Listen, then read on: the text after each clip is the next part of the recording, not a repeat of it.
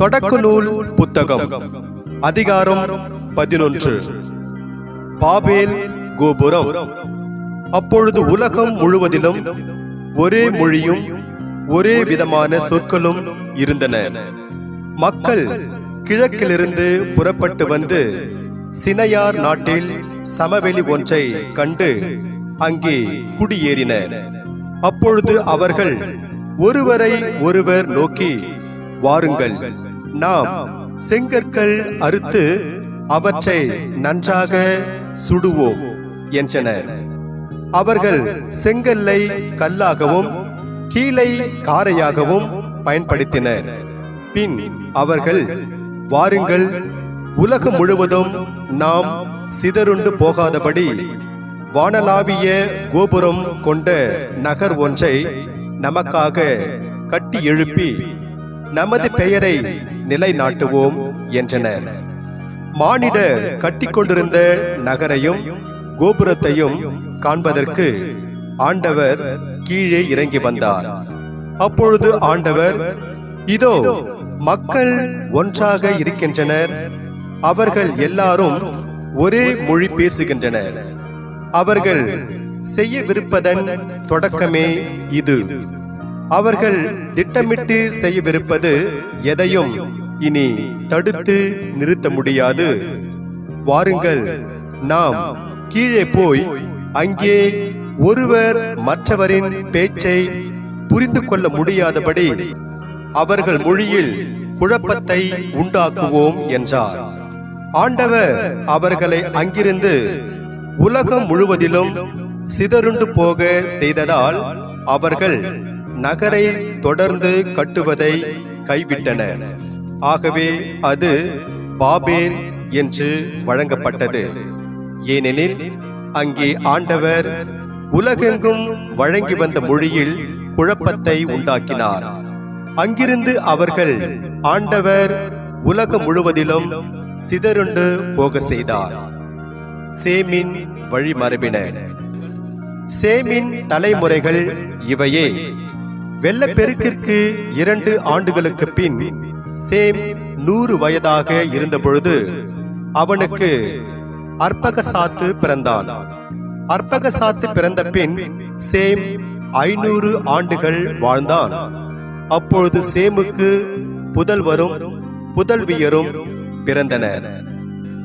அர்பகசாது 35 வயதாக இருந்தபொழுது அவனுக்கு செலாக்கு பிறந்தான். செலாக்கு பிறந்த பின் அர்பகசாத்து 403 ஆண்டுகள் வாழ்ந்தான். அப்பொழுது அர்பகசாத்துக்கு புதல்வரும் புதல்வியரும் பிறந்தனர். செலாக்கு 30 வயதாக இருந்த பொழுது அவனுக்கு ஏப்பேர் பிறந்தான். ஏப்பேர் பிறந்த பின் செலாக்கு 403 ஆண்டுகள் வாழ்ந்தான். அப்பொழுது செலாக்கிற்கு புதல்வரும் புதல்வியரும் பிறந்தனர். ஏப்பேர் 34 வயதாக இருந்த பொழுது அவனுக்கு பெலேக்கு பிறந்தான். பெலேக்கு பிறந்த பின் ஏப்பேர் 430 ஆண்டுகள் வாழ்ந்தான். அப்பொழுது ஏப்பேருக்கு புதல்வரும் புதல்வியரும் பிறந்தனர். பெலேக்கு 30 வயதாக இருந்த பொழுது அவனுக்கு ரயு பிறந்தான். ரயு பிறந்த பின் பெலேக்கு 209 ஆண்டுகள் வாழ்ந்தான். அப்பொழுது பெலேக்கிற்கு புதல்வரும் புதல்வியரும் பிறந்தனர். இரயு 32 வயதாக இருந்த பொழுது அவனுக்கு செருக்கு பிறந்தான். செருக்கு பிறந்த பின் ரயு 207 ஆண்டுகள் வாழ்ந்தான். அப்பொழுது ரயுக்கு புதல்வரும் புதல்வியரும் பிறந்தனர். செருக்கு 30 வயதாக இருந்த பொழுது அவனுக்கு நாகோர் பிறந்தான். நாகோர் பிறந்த பின் செருக்கு 200 ஆண்டுகள் வாழ்ந்தான். அப்பொழுது செருக்குக்கு புதல்வரும் புதல்வியரும் பிறந்தனர். நாகோர் 29 வயதாக இருந்த பொழுது அவனுக்கு தெராக்கு பிறந்தான். தெராக்கு பிறந்த பின் நாகோர் 119 ஆண்டுகள் வாழ்ந்தான். அப்பொழுது நாகோருக்கு புதல்வரும் புதல்வியரும் பிறந்தனர். தெராக்கு 70 வயதாக இருந்த பொழுது அவனுக்கு அபிராம், நாகோர், ஆரான் ஆகியோர் பிறந்தனர். தெராக்கின் வழிமரபினர். தெராக்கின் தலைமுறைகள் இவையே. தெராக்கிற்கு ஆபிராம், நாகோர், ஆரான் ஆகியோர் பிறந்தனர். ஆரானுக்கு லோத்து பிறந்தான். ஆரான் தான் பிறந்த நாட்டில் ஊர் என்ற கல்தேயர் நகரில் தன் தந்தை தெராக்கிற்கு முன்பே இறந்தான். ஆபிராமும் நாகோரும் பெண் கொண்டனர். ஆபிராமின் மனைவி பெயர் சாரா.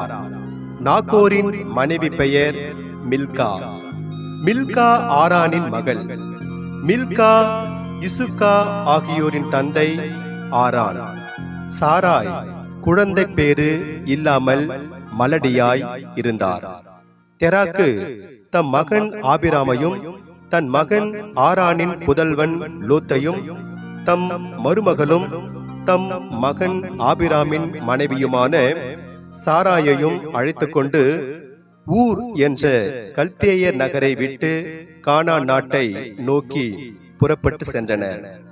கானான் என்ற இடத்திற்கு வந்ததும் அங்கேயே அவர்கள் தங்கி வாழலாயினர். தெராக்கு 205 வயதாக இருந்த பொழுது கானானில் இறந்தார்.